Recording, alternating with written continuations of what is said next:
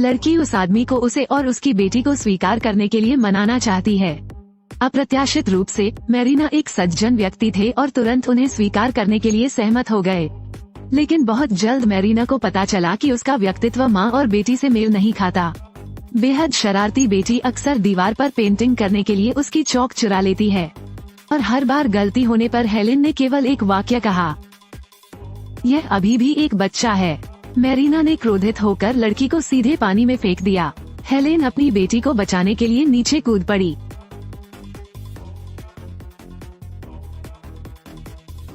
माँ बेटी की चीख पुकार सुनकर मैरीना ने उन दोनों को बचा लिया। हालांकि इसी समय युद्धाभ्यास कर रहे विमान ने उन्हें देख लिया। क्या आप बेवकूफ हैं? क्योंकि वे नक्शा प्राप्त करना चाहते थे, इसलिए उन्होंने तोपें चलाने की तैयारी की। मैरीना हथियार लेने के लिए जल्दी से केबिन में गया। परिणाम स्वरूप हेलेन को लगा कि वो भाग रहा है, इसलिए उसने लक्ष्य करके गोली मार दी। जब मैरीना को पता चला तब तक बहुत देर हो चुकी थी। फिश गन विमान से टकराई, जिससे एक रस्सी ने उसे नीचे खींच लिया। देखा कि विमान के मस्तूल पर रस्सी लिपटी हुई नाव में गिरने वाली थी। सौभाग्य से पायलट ने तुरंत रस्सी काट दी। हेलेन के एक तरफा फैसले से गंभीर क्षति हुई है। गुस्से में मैरीना ने हेलेन के बाल पकड़ लिए। उसके बगल वाली लड़की अब इसे बर्दाश्त नहीं कर सकती थी। माँ ने कहा, मुझे माफ कर दो। तो तुम्हें भी कुछ अच्छे शब्द बोलने चाहिए। इसके बाद आखिरकार माँ बेटी की हिम्मत नहीं हुई मैरीना का सामना करने की। क्या आप अभी भी बात कर रहे हैं? कुछ ही समय बाद उन्हें नीला झंडा लहराते हुए एक क्रूज जहाज का सामना करना पड़ा। दूसरा पक्ष व्यापार करना चाहता है। मैरीना मूल रूप से कुछ भोजन और दवा का व्यापार करना चाहता था, लेकिन तभी उसकी नजर हेलेन पर पड़ी, जो कागज के कुछ टुकड़े बदलना चाह रही थी। जिज्ञासावश मैरीना उस आदमी को आधा घंटा देने को तैयार हो गया। उसकी हरकतों से लड़की बेहद दुखी हुई। सोचने के बाद मैरीना ने लेन देन से इनकार कर दिया। वो आदमी बहुत गुस्से वाला है। मैरीना की तुलना करने की चाहत में अंततः उसे ताई थिएन के पास भेजा गया। नाव पर सभी सामान मैरीना द्वारा ले लिया गया था। तब हेलेन इतनी भूखी थी कि वो मछली पकड़ना चाहती थी, लेकिन मैरीना ने उसकी मछली पकड़ने वाली छड़ी फेंक दी। उसने उस आदमी को चारे की तरह इस्तेमाल किया। फिर एक फिश गन निकाले और एक रस्सी बांधे। जरूर एक बड़ी मछली आई। मैरीना को निगलने के बाद उसने मछली को मार डाला। कई दिनों की भूख के बाद माँ और बेटी ने भर पेट खाना खाया। लड़की ने एक गाना गुनगुनाया। मैरीना ने केवल एक नजर डाली। तुम्हें मेरा गाना पसंद नहीं है क्या? समय के साथ उन तीनों के बीच संबंध धीरे धीरे और अधिक सामंजस्यपूर्ण हो गए। हेलेन को जो पता था, उससे पता चला कि वो लड़की उसकी बेटी नहीं थी, बल्कि उसने गलती से उसे उठा लिया था।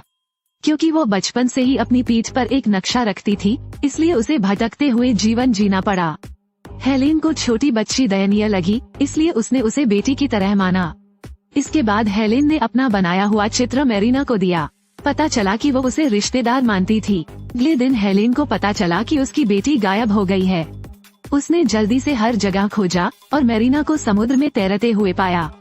मैं इस पर विश्वास नहीं कर सकता। कुछ दिन पहले मैं उन दोनों को छोड़ देना चाहता था। समय निश्चित रूप से सब कुछ भूलने का सबसे अच्छा तरीका है। कुछ ही समय बाद वे एक एक्सचेंज स्टेशन से गुजरे। वे उत्साहित थे, लेकिन मैरीना को पता चला कि कुछ गड़बड़ है। पता चला कि वहाँ मौजूद सभी लोगों की हत्या कर दी गई थी। रस्सी से लटका हुआ हाथ लहराने का इशारा कर रहा था, क्योंकि वो मैरीना को लुभाना चाहता था। हालांकि मैरीना दूरबीन को देखने के लिए दौड़ पड़ा। उन्होंने पाया कि पानी के नीचे एक गतिशील समूह था। उसने जाने की तैयारी के लिए जल्दी से नाव घुमाई। गंजे आदमी ने ये देखा और तुरंत अपनी बंदूक उठाई और मैरीना पर गोली चला दी। लगातार पीछा किए जाने के कारण मैरीना ने नियंत्रण खो दिया। उन्होंने हेलेन और अन्य लोगों से कहा कि वे सभी दिवा स्वप्न देख रहे थे। इसे साबित करने के लिए आप हेलेन को पानी के अंदर ले गए। जैसा कि अपेक्षित था, जब उन्होंने कई 100 मीटर की गहराई तक गोता लगाया, आधुनिक ऊंची इमारतें दिखाई देती हैं।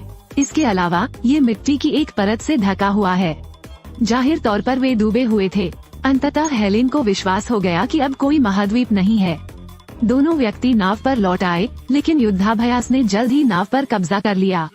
लड़की को भी गिरफ्तार कर लिया गया।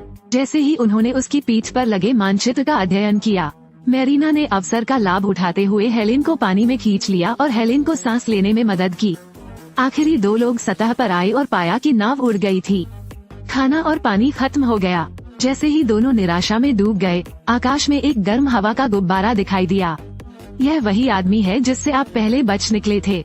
विस्फोट के धुएं ने उसे ललचाया। मदद से आखिरकार दोनों सुरक्षित हैं। लेकिन मेरीना ने आराम नहीं किया और उसे बचाने के लिए तुरंत उपकरण लगाए। अभी तो बस घना कोहरा छाया हुआ है। मेरीना चालक दल की नाव के पास पहुंचा। अभी गंजा आदमी अभी भी शोध कर रहा है, लेकिन अंत में अभी भी कोई नतीजा नहीं निकला है। इससे भी बुरी बात यह है कि बाहर से लगातार शिकायतें आ रही हैं।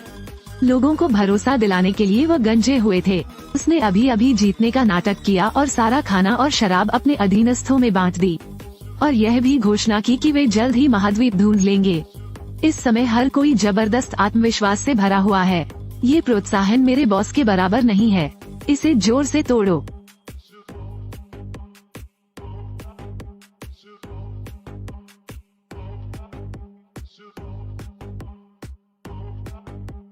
इस समय मेरीना डेक पर अकेला था।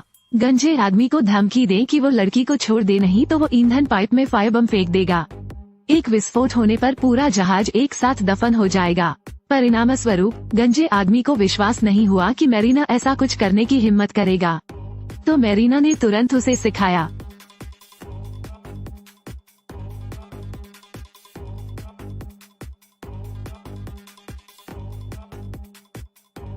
अरे बाप रे!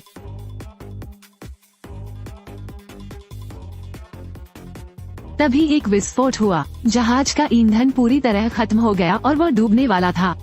गंजे व्यक्ति ने तुरंत अपने सभी अधीनस्थों को मेरीना का शिकार करने का आदेश दिया, और मैं उसे छोड़ने के लिए विमान पर लाऊंगा।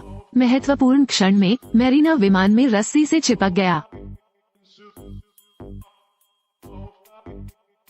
इसी समय हेलेन और उसके साथी ठीक समय पर आ पहुँचे। जैसे ही वे जाने वाले थे, गंजे आदमी ने फिर से रस्सी पकड़ ली।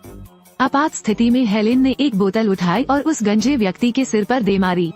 तभी उसने गंजा तीर मारा और नीचे गिर पड़ी। मैंने सोचा कि मैं जा सकता हूँ, लेकिन गंजे आदमी ने गर्म हवा का गुब्बारा मारा। लड़की का संतुलन बिगड़ गया और वह गिर पड़ी। गंजे आदमी ने तुरंत अपने मातहतों को लड़की को गिरफ्तार करने का आदेश दिया। खतरनाक क्षण, मेरीना ने रस्सी बांधी और नीचे कूद गया। बहुत कठिन छलांग लगाकर छोटी लड़की को बचाएं।